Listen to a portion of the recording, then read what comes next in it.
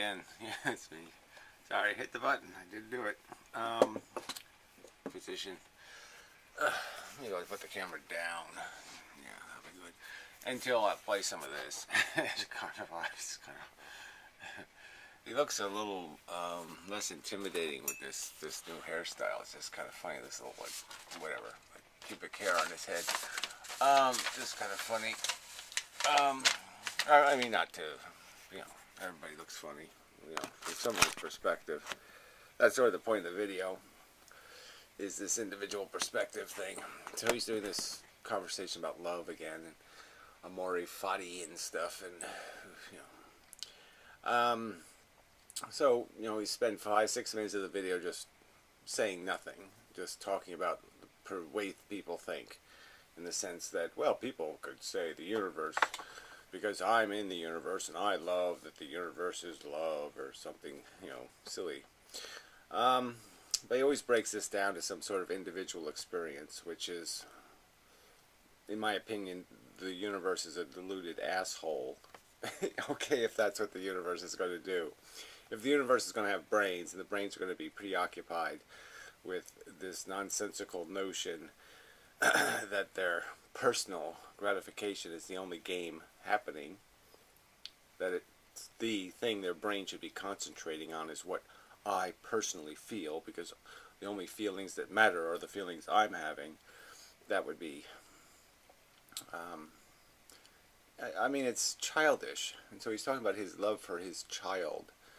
And, this is just more psychology, right? I mean, there's nothing else to say about it. It's completely irrational.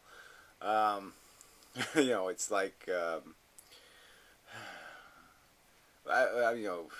love of race I was even going to bring up, but even that can have some sort of rationality to it if your race just happens to be immune to every disease and have, 10-inch dicks, and, I mean, theoretically you could have a race that's actually meritorious on, every scale of judgment. They just kick ass. But this whole idea, children are children kind of thing, we all know that, and it's just a matter of familiarity. It's like a pet.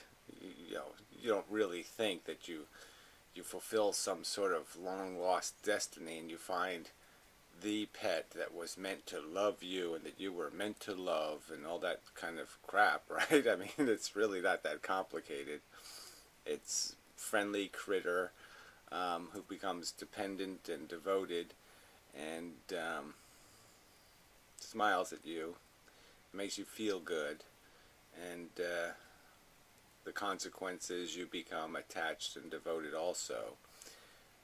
And what's so complicated? That's just psychology. There's nothing rational in any of that stuff, right? It's just dependent psychology. I suppose the rational part is just the recognition of need and desire and other things, and the perception that there's value or goodness in the thing feeling good.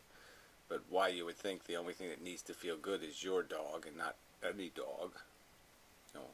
I mean, as much as you can love your own animal, I mean, you should be rational enough to be able to understand that it's just one animal, and that the other dogs are doing the same thing, and they're just as in need of comfort and happiness and pleasure. So, the only thing that would, the only rational argument here is that, your devotion to your child has to do with your devotion to your ego. Some notion in your head of, a projection, something you're projecting onto it, not something it innately has, which is some sort of, it's somehow more deserving of your attention, or more deserving of your concern or your care. That's certainly not the truth. I mean, you can rationally understand that, can't you? That because it falls out of your wife's vagina, it doesn't mean that it's some sort of Superman, super baby. And now it's somehow more entitled and more in need and more deserving and more all of that stuff. No. So anyway, I did, this kind of subject was just on my mind just because you're just sitting here saying, okay, we're so far away from humans having anything called a rational perspective regarding their existence, and you're just, you're bludgeoned by it in all these little ways. I mean, I certainly live a very insulated life in that I don't watch regular TV and I don't listen to radio and I don't take in mass culture anymore. I mean, every now and then when you get a hit of it, like in a commercial on a YouTube video, and you'll see some obnoxious bitch talking about how she loves the touch screen on her Voyager or something, and you're just like, gross. You're just like, oh fuck, somebody has sex with that thing. I mean, it's just so inanely stupid, and so it's like you can't even see the creature you're looking at, not only as a woman or even an attractive woman, but even as a human. I mean, I'd rather fuck the ugliest dog. Well, no offense to dogs. It's just so obnoxiously stupid. So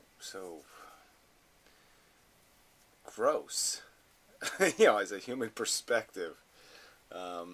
Some bitch obsessed about her wedding or something. I mean, just all this stuff that goes on in the world. It's just so fucking trivial and inane. And,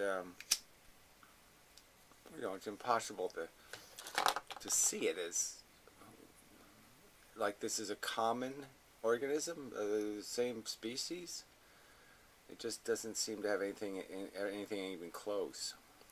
So anyway, my argument is that these people having conversations about this silly concept like love in the first place, this word of mostly dependency and ego.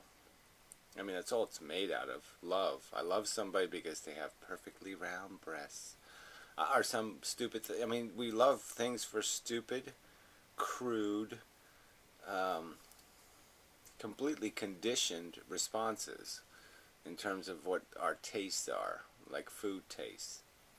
Those are all conditioned. If you were raised on some other foods, that your favorite food would be a different favorite food.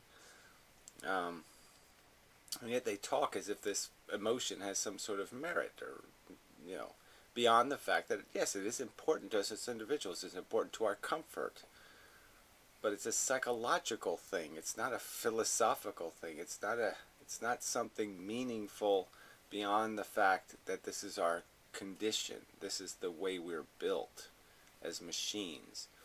And so that's the other flaw. He has this, so many flaws in his philosophy, but he talks as if we have this will to life, when obviously that's wrong. I mean, we have a will to comfort. We spend very little of our time living. At least the people enjoying life the most are probably spending the least amount of time thinking about living. They're thinking about comfort. They're not thinking about dying and what it all means and doing any kind of serious thinking. They're not thinking.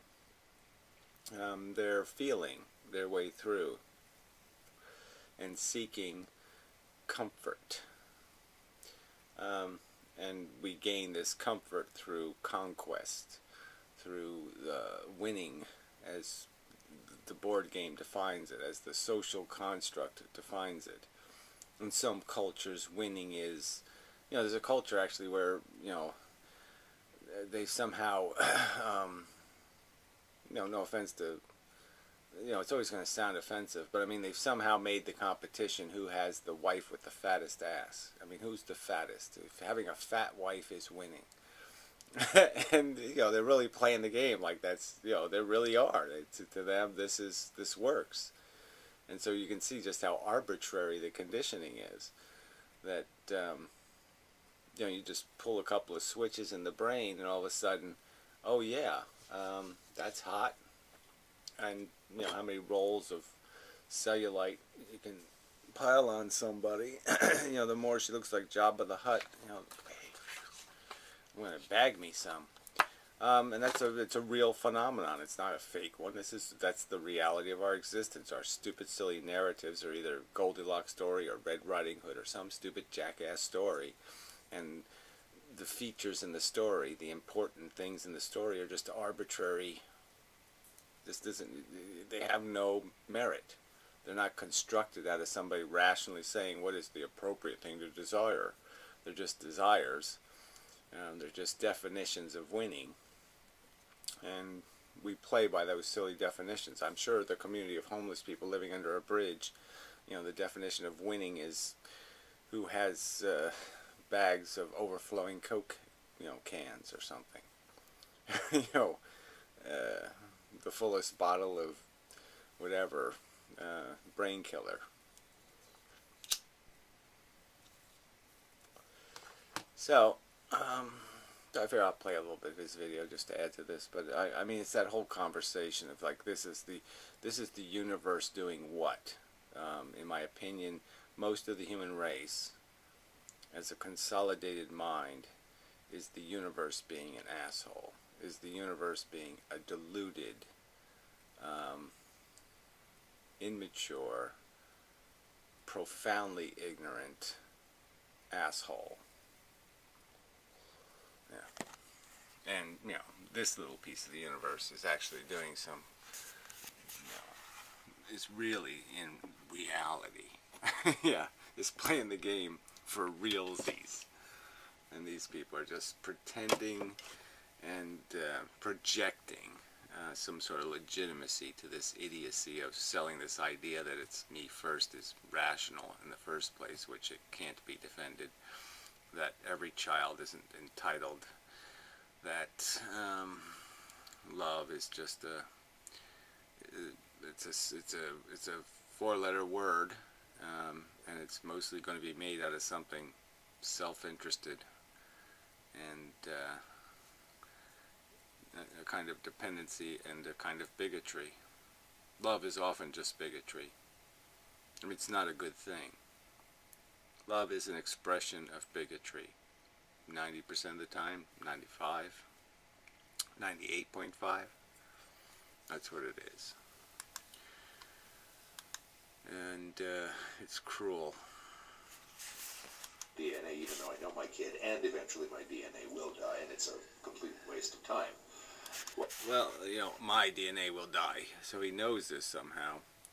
Yeah, everyone's DNA will die. Snails' DNA will die. Everything's DNA. So what? In that context, right? But in the context, the narrower context of whose DNA will run the next, 100 years on planet Earth, well, maybe you're more invested in that one. So you're just sort of implying this idea, well, yes, in the end, it's all futile. But that has nothing to do with the fact that we're not in the end. We're in the game now. And your psychology is working overtime playing ego games, and you want to pretend you're not, but your ego is in control, buddy. You're desperately bored by your ego problems. Well, I would sort of say, okay, then what that... I mean, I'm basically just saying you're a psychological basket case, okay? And so you can't do rational philosophy because you are just too fucking distracted by, I want. Show is that the will to life really isn't all that convincing of an excuse for human existence. Well, again, it's a silly concept in the first place. There's no will to life. There's no will to procreate. There's no will to do any of this stuff. There's a will to be comfortable. And part of people's comfort is thinking they're winning. And so if the game is, let's measure your manhood based on how many children you've produced, like, who would fall for that but an imbecile? Right? I mean, really. Like, that's winning. Oh, having a huge financial obligation to organisms that with all likelihood, will resent the fuck out of you and essentially be somebody in the world who will be more likely to be nothing like you than something like you. I mean, except for fundamental things like, Christians tend to breed Christian. They don't breed the same kind of Christian. A lot of people read Darwin, heavily assuming that there is some sort of higher purpose. See, he says things like that, and you're just like, where did he make that up? A lot of people read Darwin First off, a lot of people don't read Darwin. It's like a lot of people don't read the Bible. I mean, they just don't. They know who Darwin is, and they have the cover story, you know, in the back of the book, but they haven't read the damn book. So that's a lie. And the people who would be interested in reading Darwin, I mean, after you get through the first few pages, you're only going to keep reading if you have some sort of scientific mind, that you're curious about different kinds of evidence, and you know, and you want to hear about different forms of life on planet Earth, and the experience of exploring those, and that kind of, because that's what the book is about. And especially if you're like a breeder of animals, you'd really love the book, because yeah, there's lots of stuff about breeding animals. But that's it. I mean, you're playing a game telling me lots of people read Darwin looking for God. That's not happening. I guess that's because it happened at a time, or his story broke, I guess you'd say, at a time when a lot of people did believe in a higher purpose, and they couldn't conceive of a universe without one. Well, I think there was a lot of people, depending on how you describe it, right? So, yes, the ignorant masses were still, you know, living under the fire and brimstone, and the educated people, they all knew God was, at least the Christian Bible was just a crock of shit, and they were just trying to find some sort of way to make this life thing meaningful, but they already had given up on this idea of, oh yes, I'm going to heaven and everything's going to be charming as fuck. They knew that wasn't happening. Plus, when you talk about things like natural selection and evolution from lower to higher animals and that kind of thing, you tend to get easily swayed by the idea that there is some rhyme or reason to this. I don't know how that works at all. The rhyme or reason to microbes that will eat your flesh and to, you know, kill you in some insidious manner. Rhyme or reason to wasps laying eggs on other organisms and having their maggot eat it alive from the inside.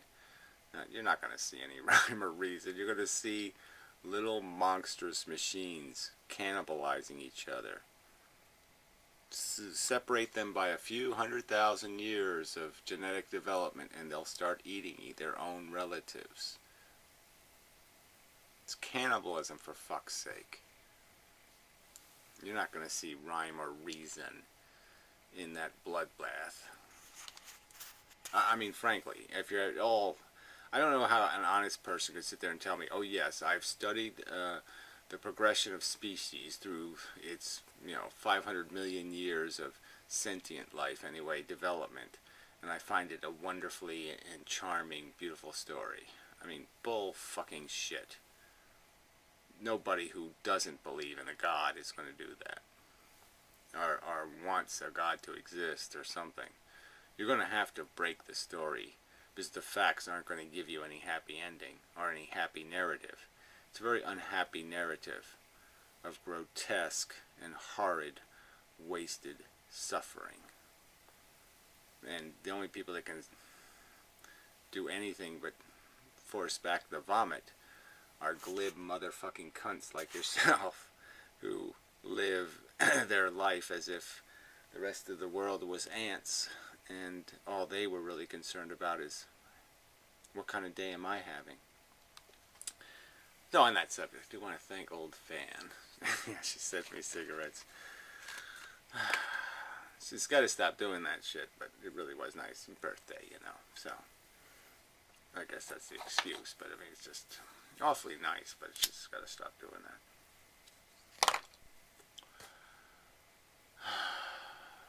I do miss them. I love cigarettes, but see, it's a purely irrational thing to do. Purely. Completely just controlled by chemistry. And that's what your love is. It's a silly reflexive reaction.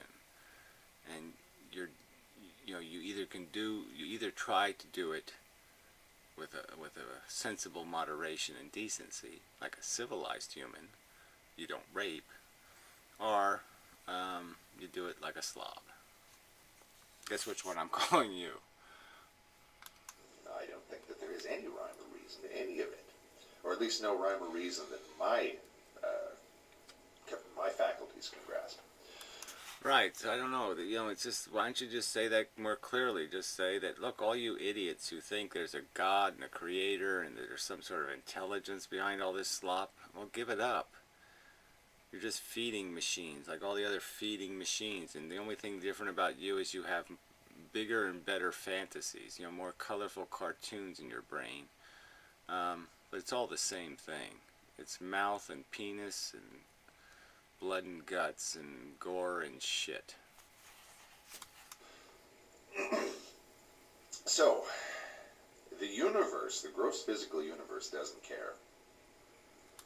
And the gross physical universe doesn't have a brain. So yeah, it can't manifest care. Care is manifested through brain neurology. And again, the hormones and chemistry that create brain tendencies, emotions, feelings. And those exist because they were powerful motivational tools, and that's why they exist in us. They made the animals that possessed them do things that the animals who didn't possess them wouldn't do. Yeah, it possessed them to be better zombies in the zombie war. Probably doesn't. Let's just assume that, but provisionally. But humans care. Humans are part of the universe. Humans care both positively. Yeah, and right, you can just sit there and say they care in what kind of way. Like I said, bigoted. I care because it's my kid. I mean, it's just a gross bigotry based on an irrational nepotism that can't be explained or defended. All children have properties, okay? It's their properties that should dictate how they're treated, not what they manifest in you as a reaction. Your reactions have nothing to do with reason. Their definable and describable properties are rationally definable and describable.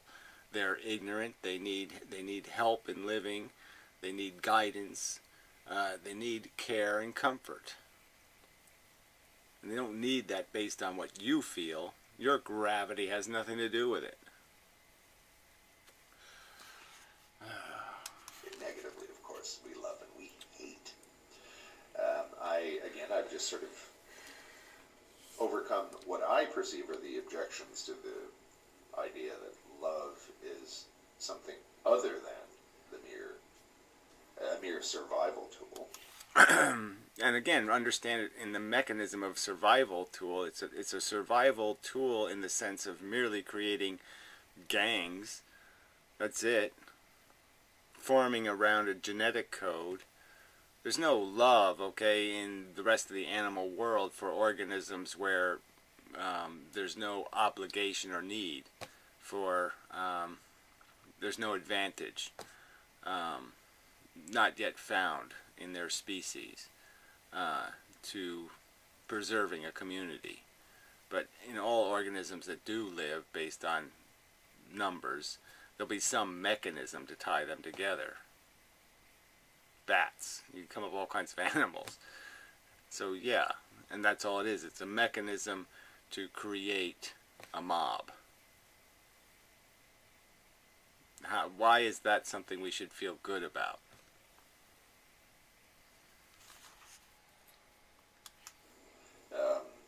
I think that love is a little beyond that, and I'm not sure that we really understand what it is. But yeah, whatever. I don't even think you could possibly describe what emotion you're talking about. Again, possession? What kind of love are you talking about? Sympathy? Devotion? These are all different emotions. You put them in all this category of this is all love. These are very different things provoked by different elements of psychology. But it all comes down in the end to some sort of subjective ego interpretation that's not going to be based on anything rational. We should be concerned intellectually. We should have knowledge of the fact that my broken leg is just as real as your broken leg. And that there really isn't The important thing isn't who has a broken leg. The important thing is broken leg and trying to prevent broken leg. And that's it. There's no this who is not relevant intellectually. Love is. I mean, obviously we don't feel that way. Again, I don't, you know, I wish I could love a 400-pound woman, you know, as something other than, oh, what a very lovely person. I mean, I wish it gave you a boner and all that. I wish there would, you could just decide physically what's attractive. But you can't, so it's a bigotry. It just gets in the fucking way. We don't do anything sincerely and genuinely because the things we should be loving or cherishing or taking care of don't fit into a subjective mold that satisfies our chemistry. It isn't the right flavor. It's a stupid reason that stops us from loving what we should be loving, or loving as much as we should be. There's stupid reasons that are in the way. There's nothing in it to admire. I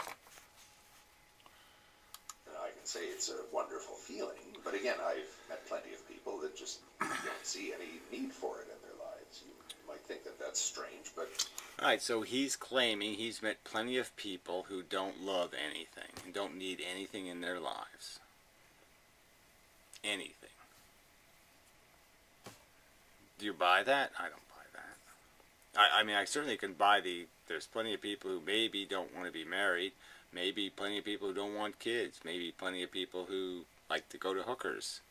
I say you're saying you've met plenty of, well, maybe up there in the north, you know, where your nuts are all frozen off, maybe there are a lot of metrosexual types who just like texting on the phone. Okay, a lot of people think I'm strange. People come in all varieties, I guess. Well, isn't that sort of the point in the argument being explained, or one attempts to say there's efficiencies to existence, and the idea is to be in a form or a shape that is more efficient, that isn't catastrophically inefficient, that doesn't allow its own personal needs and wants to rape the innocent, things that don't need to be subjected to vulnerability for your comfort. You don't make a blanket out of your child, which essentially you've done. You don't seek gratification of your needs through that mechanism. You go find, if you need to go love something, you find something that needs loving in this world, which there's a ton of, and you love it. But the idea that you want rational license, you want license to say this is perfectly reasonable behavior that I will make my own and I will love it. And I will not accept your accusation that you're just a useless, stupid, moronic, deluded bigot, because that's all you are. But we know that it is a great motivating factor for people, for their actions, even actions that people know were futile. Again, that's the argument, though, the whole motivational thing, and there's consequences to this. Again, you glibites just keep pretending this is some sort of, who cares how it turns out? There's no consequence to be concerned with. There's like it doesn't matter how you fight the war. It doesn't matter how you do. It matters how you do it. It matters how you cook your dinner. Everything matters. There's a consequence. You know, and you know it in your personal life. You know you don't want somebody pouring the gas into the back seat of your car instead of your gas tank. You know you want things done right, not wrong. So this is just such bullshit to say there's no wrong way to be humans. Yeah, there's lots of wrong ways to be a human. You know, there's a little story, or a short story, or vignette from George Orwell's 1984, where there was a woman, the main character in 1984 was watching a film in this dystopian future society where films are nothing but violence and political propaganda. And there's a bunch of refugees in a lifeboat, and it's being strafed by a ground attack plane, or in this case, I guess, a sea attack plane or something. And a woman is in the lifeboat or in the boat holding a baby. And the plane comes up behind them and rakes them with machine gun fire. And she holds the baby into her. Doesn't matter. She may as well have been made out of rice paper because the bullets go right through her and the body and the baby. Yeah, and rationally, what's the sense of it, right? Because if you really thought about it, the baby she so cherishes has less intellectual capacity than the pig she ate for breakfast, that she fried in her frying pan. I mean, it was tortured its whole life for the sake of ending up in her frying pan. And it was more conscious and more alive and more feeling and more connected to the world and more part of the universe as a brain than that child was even close to being. And so what was she hugging? Oh, her bigotry. But she did it anyway, even though she knew. Well, you say she knew. I'm just saying it's sort of a reflexive impulse when anything's happening. You have an earthquake and you got a cat in your hand, you're going to hold on to the cat. Or tornado's coming and you're going to huddle together. That's what you're going to do. That's an instinct, for fuck's sake.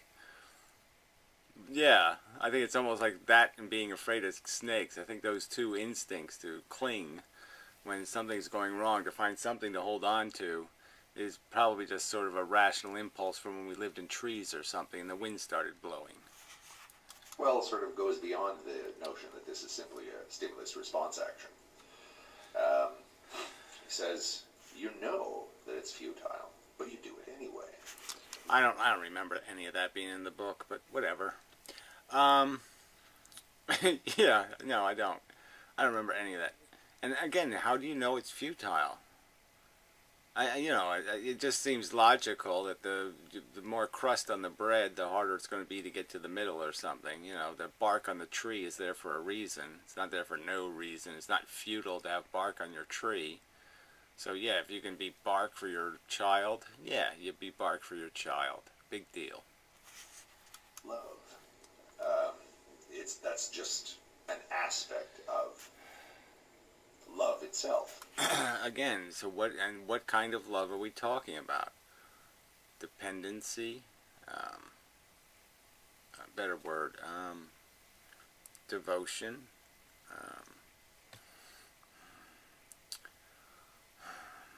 I'm trying to find out something to get to the courage part, demonstrating pridefulness, being there. You're being a servant to their image of you. People do things even for that reason. Vanity. Yeah, as strange as that sounds, they'll jump in the fire for the sake of vanity. And you call that love. I'm just saying, I don't think you're being fair to these emotional programmed responses when you call all of those things love. There's value to it, and you get it.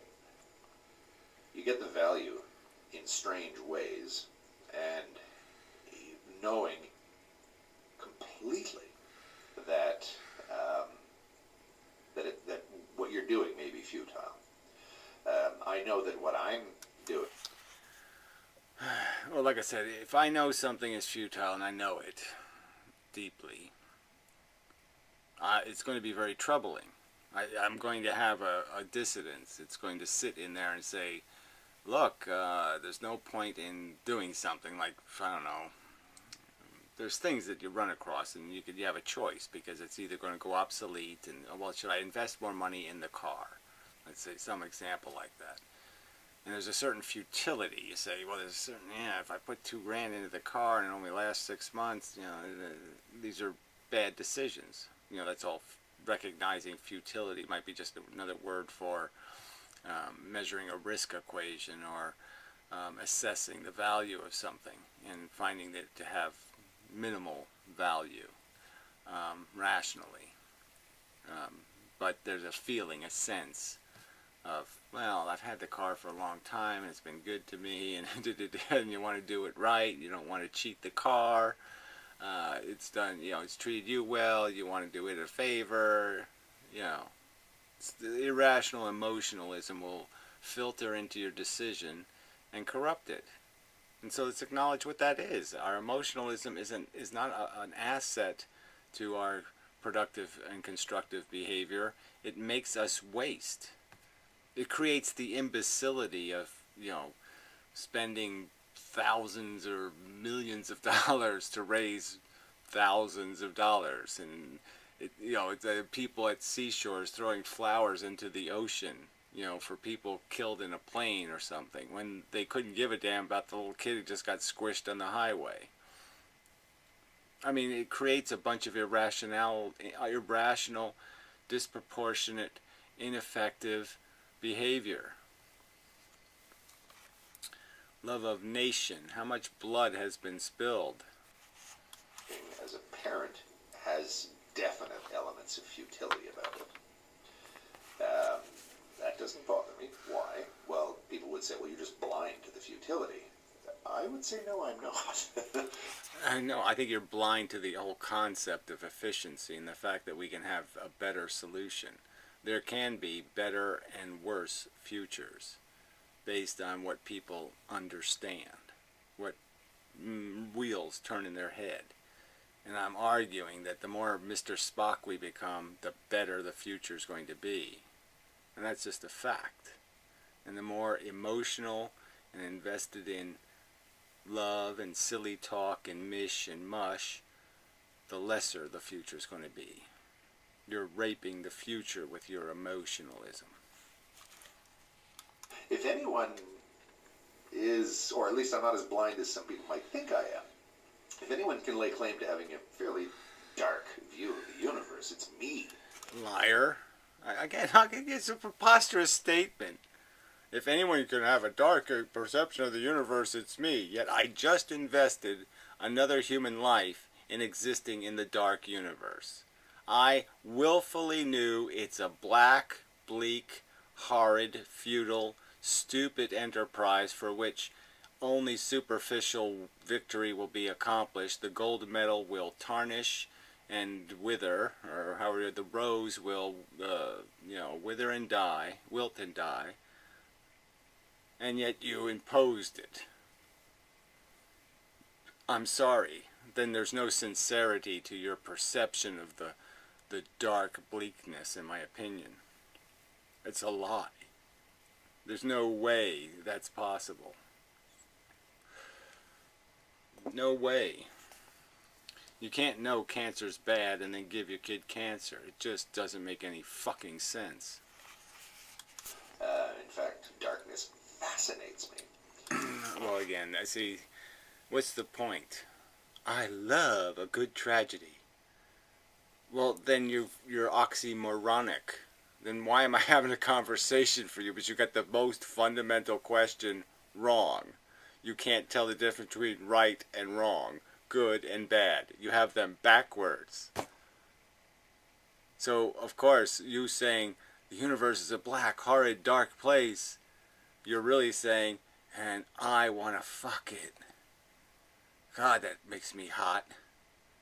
Well, that's not what one would associate with the words dark and horrid and torturous and agonizing and futile.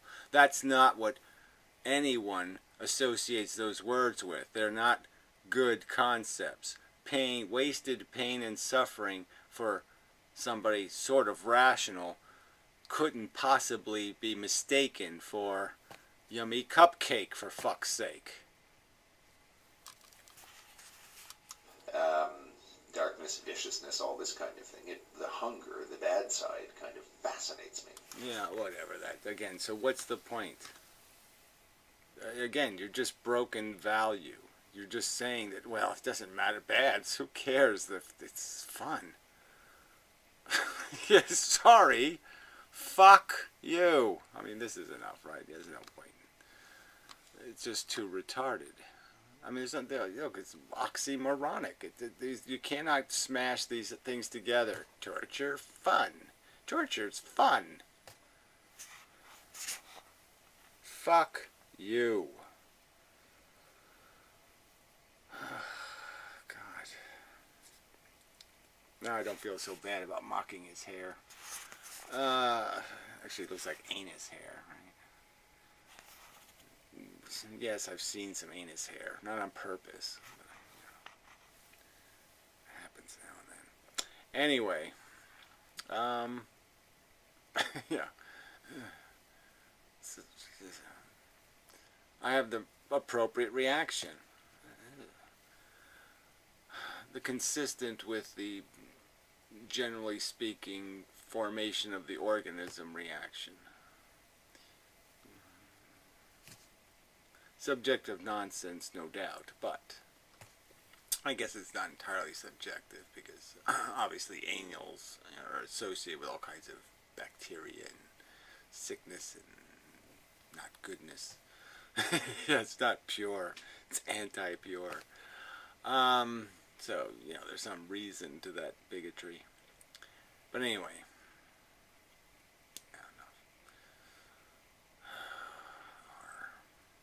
So anyway, that's enough of a video. So once again, thank you. And, yeah, just, you know, I haven't been this relaxed the last 2 days. I've been just so relaxed. Well, I've been rather miserable, actually, but I'm just so relaxingly miserable. I mean, it's just life, you know. See, the real video I wanted to make was just I wanted to talk about some of this, you know, because it just dumps so unevenly. You know, there's people that go through their life and they're just, mechanically they work. They can just take it, you know, it just water off a duck's back kind of thing. And they're also very lucky, you know, they don't get the cancers and the this and the that and the other shit, and they don't have these disabilities and debilities. And so they have this perception that this is just all so easy. But there's so many other, you know, all these, you know, because I know these people that, you know, through here, and, you know, people still send me emails, and they have a terrible, rough time being sick and stuff, and then, you know, there's other people, they got these chronic things, and they can't get drugs, and, you know, well, anyway, so, I mean, I end up with some of that, and knowledge of that, and, you know, and people that are, you know, terminal and shit, and it's,